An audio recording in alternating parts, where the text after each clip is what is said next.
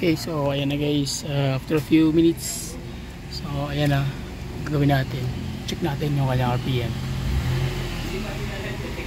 Wait lang, maingay yung unit sa labas, tricycle, ayun o, dumaan. Kasi pakinggan natin yung RPM at pakinggan nyo mabuti yung RPM, yung galit ng RPM sa 1,000. Kita nyo, 1,800, 2,000, yung galit sa 3,500 makuha mo na sa 1,000, ano. Kita mo, di ba? 1,500. Dalit na siya masyado pagdating na sa 2,800. So ibig sabihin iba na yung kanyang reaction. Ayan, ibang-iba na kaysa ng kanina. So pwede nang ihataw. So yun po yung nagiging result ng Hado engine treatment tsaka yung Hado atomic oil. So yung Hado atomic oil, once na mag-chrome yan doon tsaka yung Hado engine treatment, 10 years warranty po yan bago yan matanggal. Okay, so ibig sabihin 120,000 kilometer ang itatakbo mo bago matanggal yung ano. Bro, teka bro,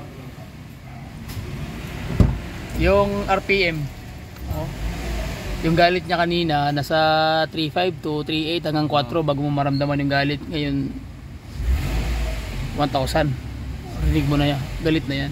Kaya hindi ka na mamamatayan pag halimbawa nakatrisera ka o ano, power, lakas na. Lakas,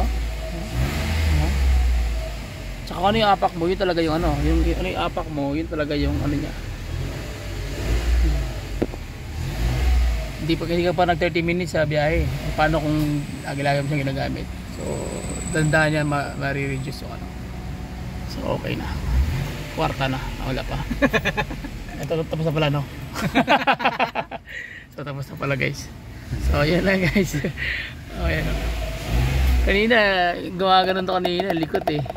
Ganun, no? Habang mo siyang ginagamit yan, mag-ano na yan,